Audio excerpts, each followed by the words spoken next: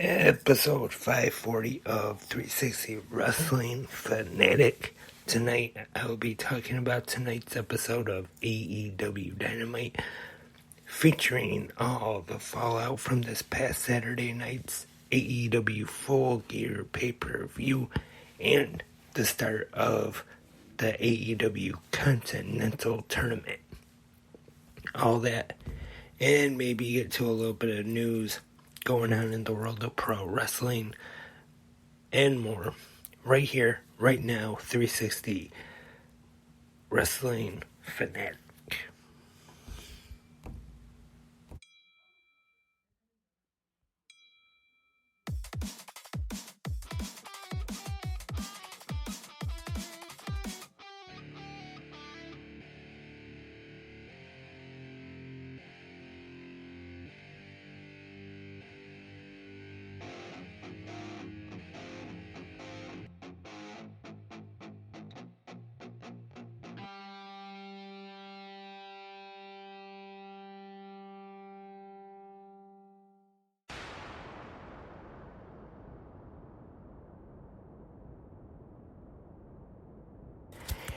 And hello, wrestling fanatics. Thank you, everyone, for tuning in on this Tuesday, or on this Wednesday night. Sorry about that. Wednesday night. And first of all, I know I have been doing this a lot lately, and I am Lance Brock, by the way. I just want to start off tonight's episode of the podcast. I know I've been doing this quite a bit lately, but I want to apologize once again. Tomorrow is Thursday, and happy Thanksgiving, everyone, but there might not be a new episode of 360 Anything Goes tomorrow.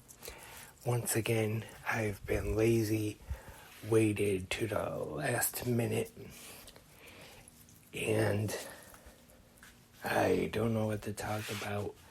So unless maybe I just decide last minute to do another Anything Goes episode of Anything Goes, or if I think of a Christmas movie or a Christmas special that I want to talk about, since it is Thanksgiving tomorrow,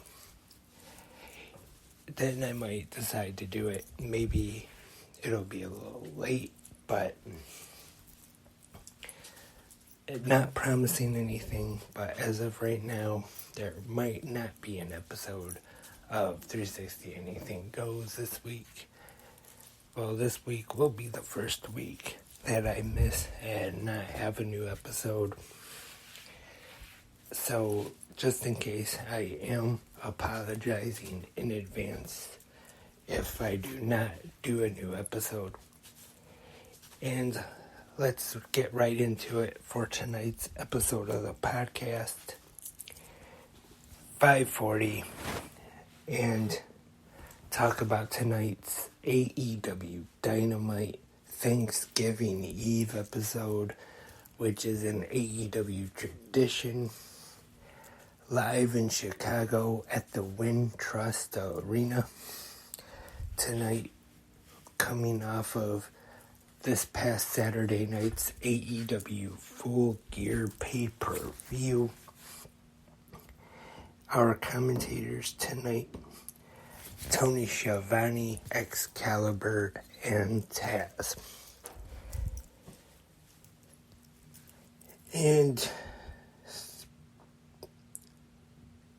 we start off the AEW Continental Classic, Swerve Strickland taking on Jay Lethal, which they are part of the Gold,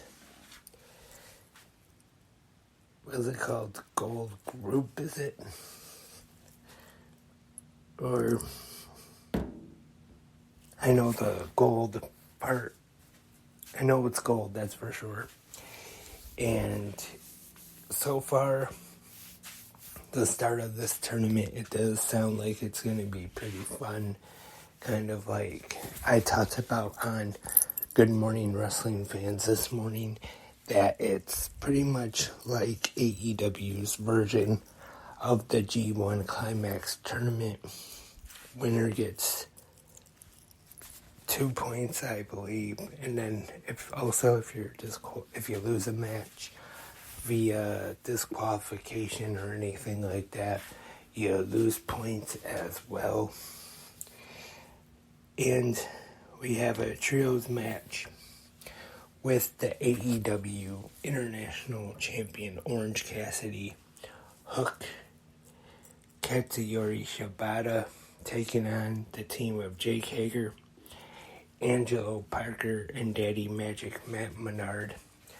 But there's something I should mention first. Before this match, actually, we saw the remarkable Renee Paquette. She tries to interview freshly squeezed Orange Cassidy, and actually during the interview he is trying to make a big announcement, and then at that time is when he is interrupted by Hook, Shibata, and Hager, and that is what leads to this trios match. And when they make their way to the ring, Orange Cassidy is able to make his announcement, and we've been seeing the videos on AEW television for a little while now. It was the return of Danhausen to All Elite Wrestling. Like I said, for a little while now, we have been seeing those little teaser videos. Very, very nice, very, very evil. Yes, Danhausen back in AEW, and OC, Hook, and Shibata get the win in this trios match as well. And we have another AEW Continental Classic tournament match, Switchblade, Jay White, and Roosh. And here's another interesting fact about the tournament, that anybody that's in a faction or anything, all partners, stablemates, whatever you want to call them, are banned from ringside. So every match is going to be one-on-one. Jay White getting the win, defeating Roosh, and actually did have some help from the Guns, but as Taz said, the referee didn't see it. Can't call what you can't see. And I talked about this already, but maybe the most interesting thing in this tournament is that Eddie Kingston, for all of his matches, will be defending the Ring of Honor Continental Championship and the NJPW Strong Openweight Championship. So, gonna be having our first time in, I want to say on commentary they might have said 20 something years or so, our first ever current modern day Triple Crown champion. And we have women's action, the AEW Women's Championship on the line. We have, I guess you could say, Women's Championship presentation ceremony to Timeless Toni Storm. And she did an acceptance speech, and it was interrupted by Sky Blue with her new look and new theme music coming down. And our trios match three-way match, for the AEW Women's World Championship, Sky Blue, Ruby Soho, and Anna Jay. Sky Blue gets the win here. And this kind of romance, I guess you could call it, between Angelo Parker and Saraya is continuing, as we saw during this match. And so far, the timeless Toni Storm character, I am a big fan of as her in AEW as the World Women's Champion.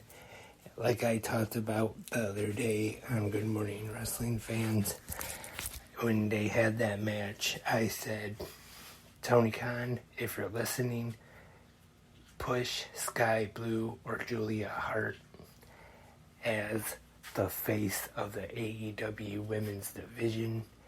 And I know he probably wasn't listening.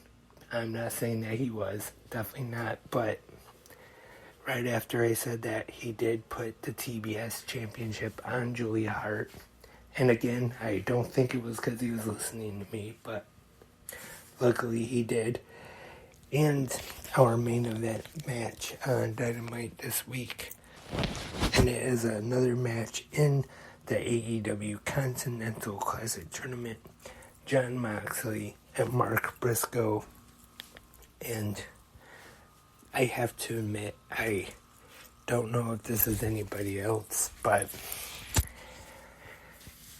I'm not really sure if I would say sad, or maybe I don't know if I would say I actually get choked up or not, but at first, when I see Mark Briscoe come out to the, still using the Briscoe's theme music, and got the Titantron with his brother Jay still on there, it just, and I'm definitely not saying this is a bad thing or anything, but it kind of gets to me a little bit, kind of brings back some memories and stuff of the Briscoes as a tag team.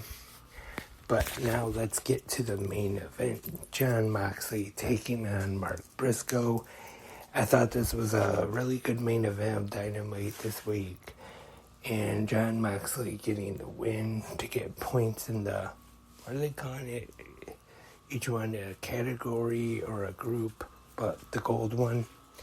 And there will be more matches on Rampage and Collision. And which reminds me, this week, Rampage on a special night of Saturday this week at 7 p.m. And then AEW Collision on TNT this week, special night for Rampage. So I'm guessing we'll only have SmackDown to watch tomorrow night on Friday. Or this Friday, I should say. And Thanksgiving here in the United States anyway. I know everyone listening in Canada, you already have had your Thanksgiving in October, so tomorrow, no big deal for you at all, but like I said, who knows, maybe I'll change my mind and do an episode of Anything Goes tomorrow, but right now, I might not have one, so, and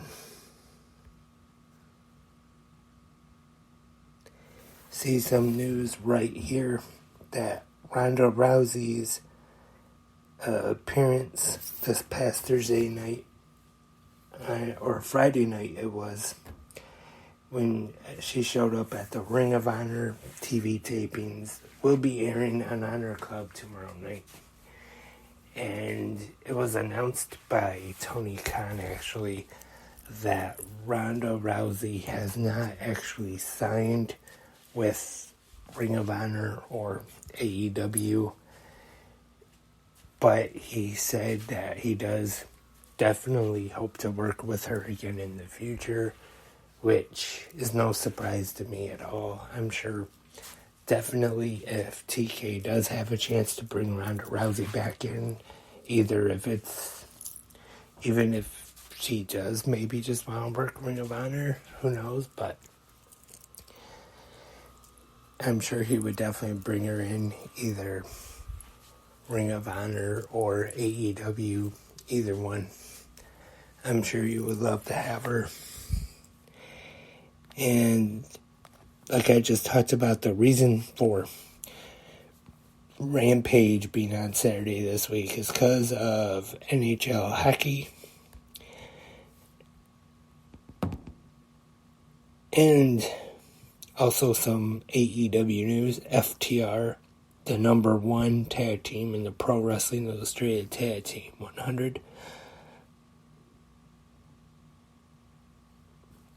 And I know some people don't really care for Pro Wrestling Illustrated too much because it's kind of more kayfabe, and it's not really like the news sites now, like the newsletters, the Observer, the Pro Wrestling Torch, things like that. But I have to admit, I still love Pro Wrestling Illustrated.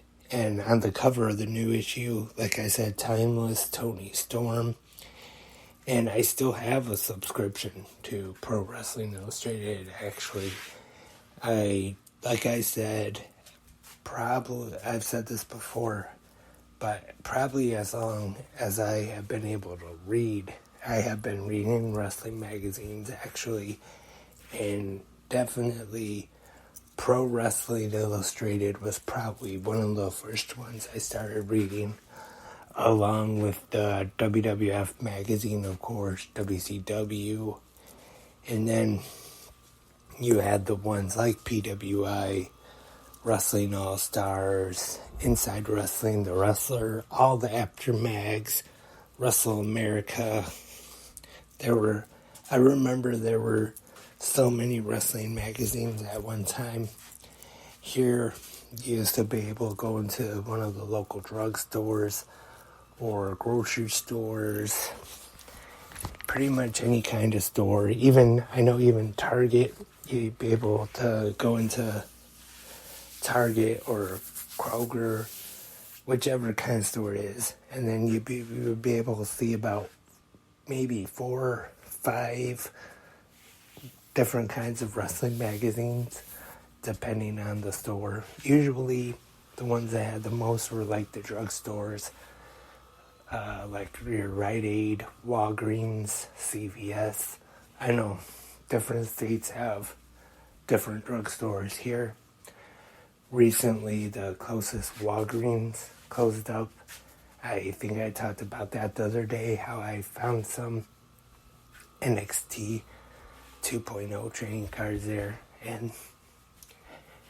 But unfortunately, that store just closed up recently. Still have Rite Aid here, though, with the Walgreens gone. And that is all for tonight's episode of 360 Wrestling Fanatic, episode 540, I believe. Thank you, everyone, for tuning in tonight. Once again, just a reminder, there may not be a new episode of 360 Anything Goes, unless I change my mind, but I'm sure I will be back for Good Morning Wrestling fans tomorrow. So, happy Thanksgiving, everyone, even though it is tomorrow. And, I don't know, I still might decide to do another episode of Anything Goes, who knows. So, just stay tuned just in case. But until tomorrow morning, I am Lance, and I am a wrestling fanatic.